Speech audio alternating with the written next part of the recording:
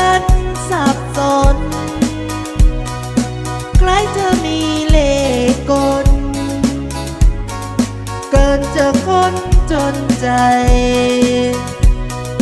เมื่อน้ำพึ่งเมื่อยามหวานใจสะท้านอ่อนไหวทุกยามมองจ้องไปคลายความทุกข์กังวลผ่านเลยไปฟ้าไม่กับดูมืดมน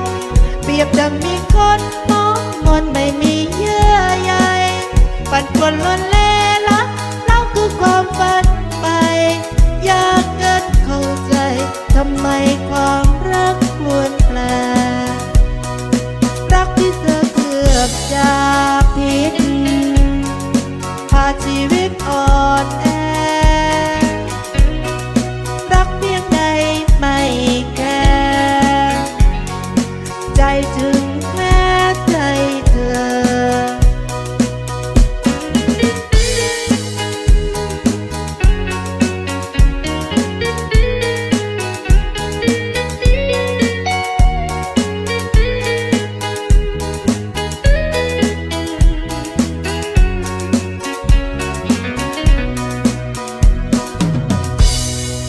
รักที่เธอให้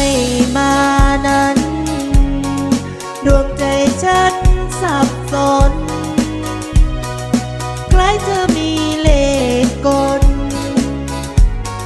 เกินจะคนจนใจเมื่อน้ำพึ่งเมื่อยามหวานใจสะท้านอ่อนไหว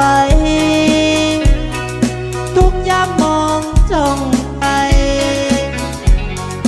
คลายความทุกข์กังวลผ่านเลยไปฟ้าไม่กับดูมืดมนเปรียบดังมีคนมองมนไม่มีเยื่อใยปั่นป่วนล้นเล่ละเล่าคือความฝันไปอยากเกินเข้าใจทำไมความรักปลวนแปลรักที่เธอเกือบจะผิดพาชีวิตอ่อนแอรักเพียงใดไม่แก่ใจถึงแม้ใจเธอรักที่เธอเกือบจะผิดพาชีวิตอ่อนแอรักเพียงใดไม่แก่ใจถึงแม้ใจเธอรักที่เธอเกือบจะผิด